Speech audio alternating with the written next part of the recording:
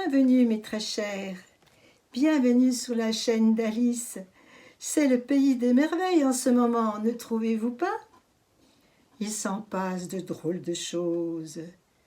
Je vous propose sur cette chaîne, à partir des questions surprenantes occasionnées par notre vie actuelle, notre drôle de vie actuelle, de partager mes tirages et mes guidances pour ramener un peu de magie dans notre quotidien.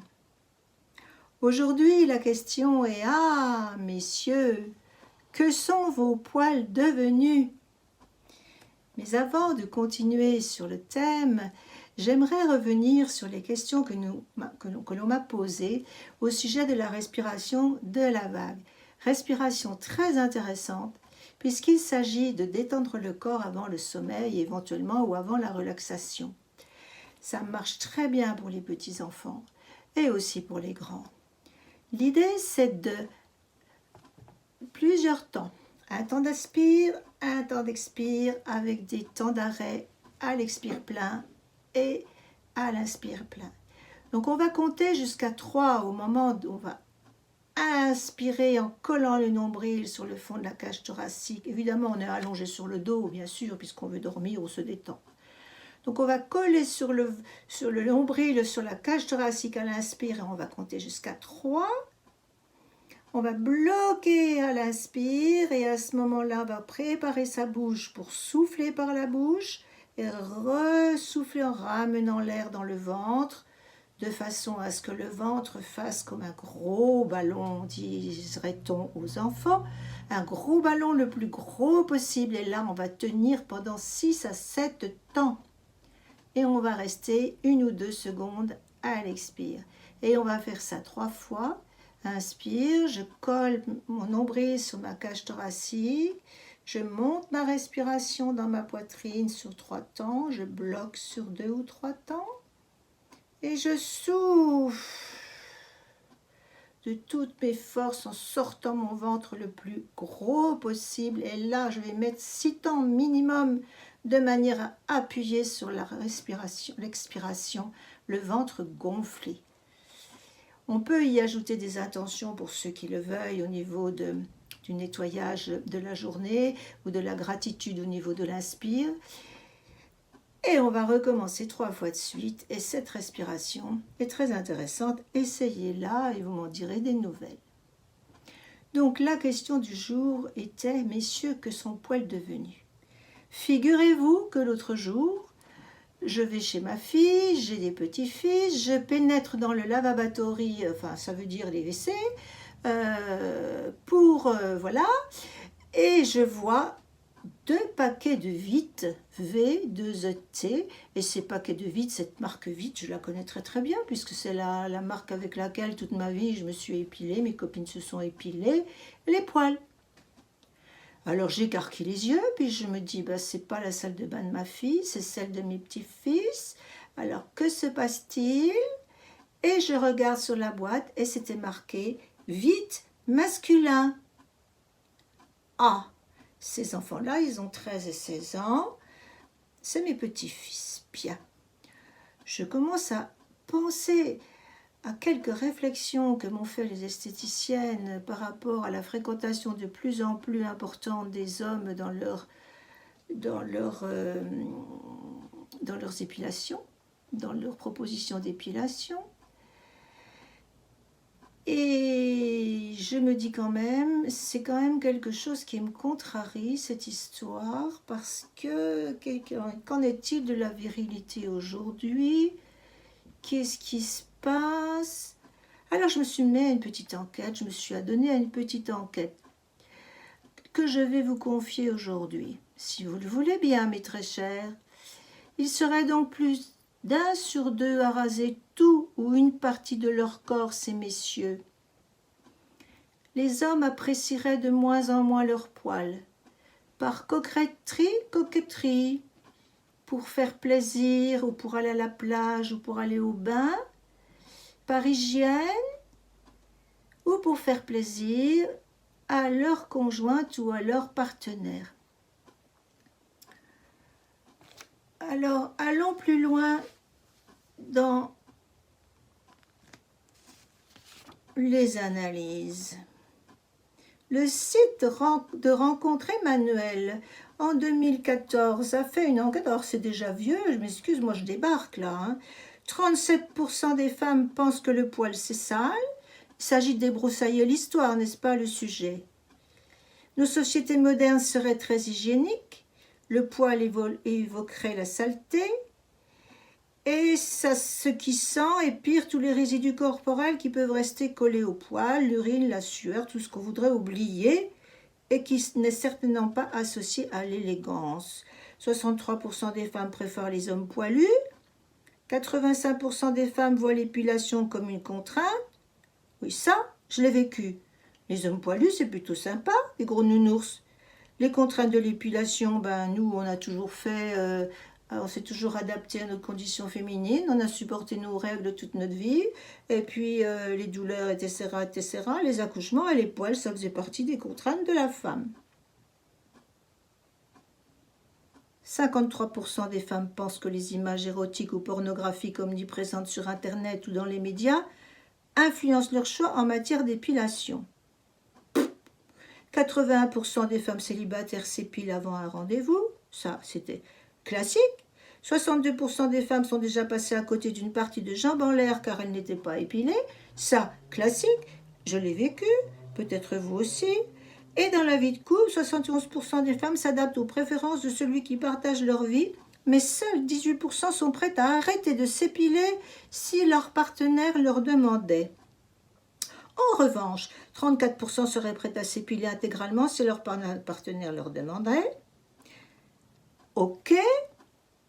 42% des femmes ont déjà reçu des remarques désagréables de la part d'un homme sur leur épilation. Tout ça, ça me paraît un petit peu classique dans mon histoire de vie. Et alors, qu'est-ce que les hommes pensent des poils des femmes? C'est très intéressant. Pourquoi globalement, disent les femmes, on ne trouve rien à redire sur les poils des hommes? Pourquoi les femmes sont-elles obligées de prendre de leur temps pour s'occuper de ce souci corporel? C'est une injustice. Pour un homme poilu, ça va de soi, alors qu'une femme, non. Mais quand même, les signes sexuels primaires et secondaires sont quand même là depuis la nuit des temps. Il est vrai que la pilosité féminine est globalement moins développée que celle des hommes. Ok. Ce n'est donc pas étonnant que l'esthétique masculine a toujours été associée au poil, tandis que l'esthétique féminine a une police. Alors, qu'est-ce qui se rase ces hommes? Chez les hommes, les parties du corps les plus rasées sont le maillot, 39,5%. Les aisselles, 32,5%. Et le torse, 17,5%. C'est d'ailleurs le torse que mon petit-fils veut se raser absolument, hein, d'accord. Donc, il serait plus d'1 sur 2 à raser tout ou une partie de leur corps. Les hommes apprécient de moins en moins leurs poils, comme on l'a dit, par coquetterie parisienne ou pour faire plaisir. Un monde à l'envers est-il en train de s'installer? Ah, il y a une petite keynote intéressante, c'est que les célibataires, en fait, se rasent plus le corps que les hommes mariés. C'est une étude IVIS 2014 sur 1000 hommes en Belgique. Alors, c'est voilà, je débarque. Je me dis, voilà, on est en train de... Je suis choquée, quoi. Moi, je suis choquée parce que déjà, les hommes de mon âge peuvent se permettre de se présenter à la télé, les journalistes, sans avoir rasé leur barbe. On dirait qu'ils sortent du lit avec les cheveux en bataille et puis la barbe. Même les hommes assez âgés avec des barbes blanches et voilà. Donc déjà, je suis choquée aussi par ça depuis un moment. Donc, le monde serait-il en train de s'installer à l'envers? Alors qu'on parle de plus en plus de femmes qui se donnent la liberté de ne plus s'épiler sous les aisselles, selon une étude récente menée à la demande de la marque Gillette à l'heure actuelle. La moitié de la population masculine belge, 51,7%, se rase au moins une partie du corps. Et ça revient. Cette tendance est surtout populaire auprès des plus jeunes. En Belgique, 69,9%. Les hommes âgés de 18 à 34 ans se rasent au moins une partie du corps. Chez les plus de 55 ans, ce pourcentage ne s'élève qu'à 31%. Donc plus on est jeune, plus on a envie de s'épiler. Et c'est la raison pour laquelle je commence à m'inquiéter sérieusement. Certes, on voit arriver des très jolies barbes, bien travaillées, ça devient une figure de style, mais on voit aussi des poils, vous ne les voyez pas avant. Nous, on aimait bien les hommes qui se rasaient proprement quand ils venaient nous inviter pour aller au bal. Et voilà. Donc là, pour moi, c'est quand même une grande question parce que l'histoire des genres, elle se redouble avec l'école parce que nous venons récemment de changer dans les conjugaisons le pronom personnel il ou elle en mettant un pronom personnel ey. C'est-à-dire qu'on ne dira plus il ou elle, mais on dira ey.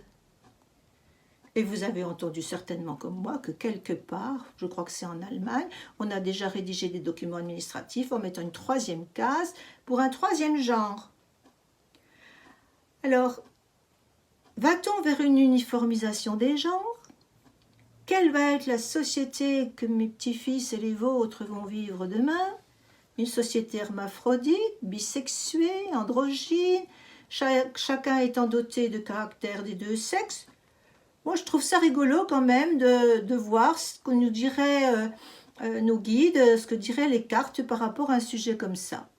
Alors, si vous voulez, nous y allons joyeusement. Alors voilà, donc je suis prête à faire mes tirages. J'ai à mon côté une jolie coupelle rose avec 3 bougies que vous ne voyez peut-être pas à l'écran, 3 flammes pour représenter la Trinité, donc l'équilibre entre la dualité, puisque nous sommes ici dans une question ou tout rien, ou tout l'autre, ou le mélange des deux. Donc, nous allons demander à nos anges de l'Atlantide, sous quel augure, sous quels augures va se faire ce tirage, comment ils vont pouvoir nous rassurer ou nous décontracter par rapport à cette menace que moi je trouve quand même que j'ai une petite menace, n'est-ce pas? Donc nous allons tirer déjà le premier ange qui est Métatron et qui me parle de miracle. Eh bien donc il va peut-être se passer un miracle par rapport à ces questions. On va tirer un deuxième, c'est Raphaël qui nous parle de purification. Et un troisième, c'est liberté. Alors, Métatron, je vous le montre, il est très très beau. Il faut peut-être que je vous montre les choses comme ceci, ce sera plus facile. Métatron, c'est une très très jolie carte avec marqué miracle. Raphaël nous parle de purification.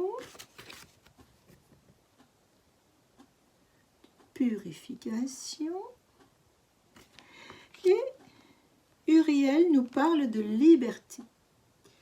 Alors derrière liberté, j'entends la liberté de chacun, effectivement.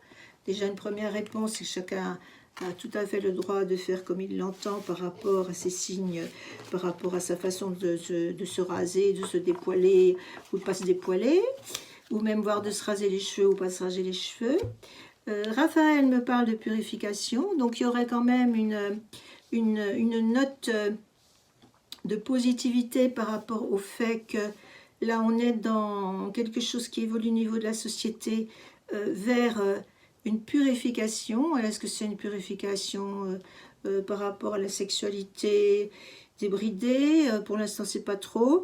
Et les miracles, ben, c'est peut-être que finalement on va voir ce que ça. Il va peut-être y avoir des miracles qui vont se passer. Donc on va continuer.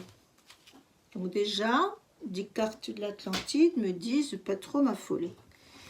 Donc, c'est avec le mental qu'on va toujours se faire des films. Alors voilà, je vais déjà mélanger. Je vais mettre mes cartes de l'Atlantide ici. Je vais mélanger mes cartes de tarot.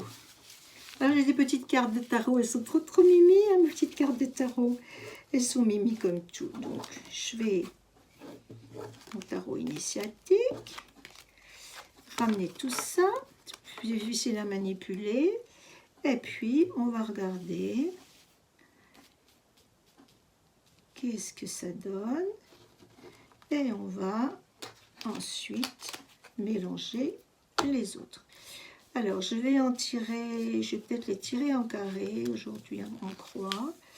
Donc, notre situation actuelle, l'environnement, ce qui est prévu par là-haut. D'accord, donc on va déjà faire comme ça. Et on tirera. Et on tirera ici les quartiers mineurs.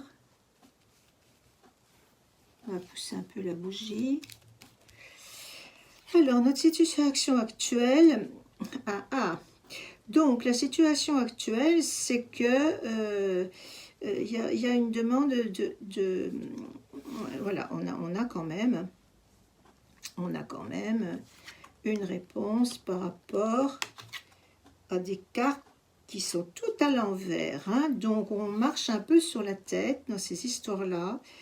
Au niveau de la communication, au niveau des signes et des coïncidences et des opportunités, au niveau de l'équilibre et au niveau des sentiments. Donc ça nous répond qu'effectivement, en ce moment, notre monde n'est pas très très clair par rapport à le masculin, le féminin. C'est vrai que vous avez vu, c'était à l'Euro-Million, là, ce chanteur qui était captivant, hein, on le regardait, un homme, une femme, je ne sais plus comment il s'appelait, mais vous vous rappelez, ce chanteur qui a gagné l'Eurovision il y a quelques années, qui était, ma foi, très beau, mais captivant, parce qu'on ne savait pas effectivement si c'était un homme ou une femme. Donc, on est un petit peu paumé dans nos histoires, nos indices sexuels, là. Alors, 11, 12, 13, 14.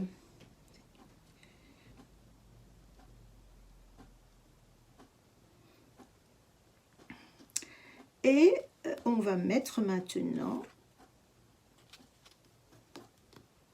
des autres cartes dessus pour voir.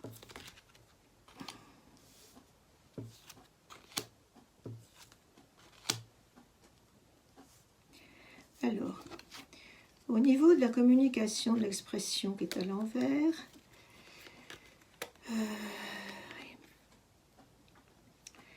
bien, alors, il y a une incidence, pervertie par l'argent au niveau de la communication entre les hommes et les femmes, mais ça on s'en doutait. Et puis, il y a une transformation qui est en route. Bon, ça c'est pareil, on s'en doutait pas mal. Et ici, au niveau des signes,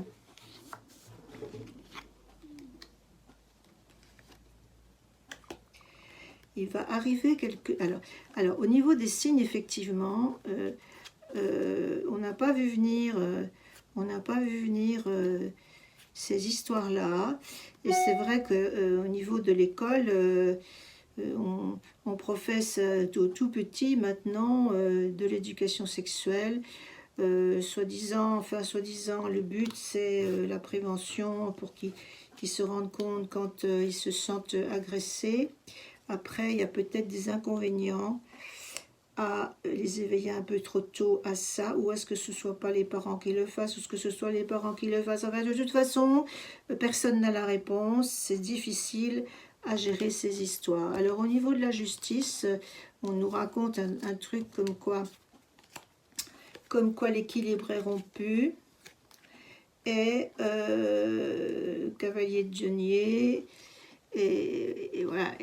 Donc, en fait, l'équilibre est rompu, mais il va se passer quelque chose, une bonne nouvelle par rapport à cette histoire-là, dans le sens où l'équilibre va revenir, mais il va falloir un peu de temps, le temps que tout cet aspect financier autour du sexuel puisse s'amenuiser, ce qui n'est pas pour demain, mais pauvre chérie. Alors ensuite, nous sommes avec la lune ici. Alors les sentiments, on n'en parle plus, hein, on fait l'amour sans sentiment. Maintenant on essaye. Des hommes ou des femmes différents. Et puis si un jour il y a du sentiment, ben c'est bien. Mais bon, ça ne structure pas du tout l'individu, c'est ce que ça me dit là. et que les histoires anciennes des romans à l'eau de rose avaient quand même un avantage, même si ils nous faisaient fantasmer. Il nous faisait fantasmer sur des choses irréelles, en mettant nos amoureux ou amoureuses sur des piédestals, en demandant à l'amoureux ou l'amoureuse de tout faire à notre place ou de combler tous nos manques. Mais il y avait quand même quelque chose de plus structuré dans l'équilibre personnel et sentimental. Alors ici, ce qu'il va falloir faire effectivement, c'est... Alors je vais tirer une autre carte pour... Ce qu'il va falloir faire effectivement... Ah oui, donc ici, faut pas que je me tracasse, faut pas que je me tracasse, parce que mes petits-fils, les vôtres, ils vont, vos petites filles, ils vont trouver un équilibre, un jour ou l'autre. Il va falloir lâcher prise sur tout ce système.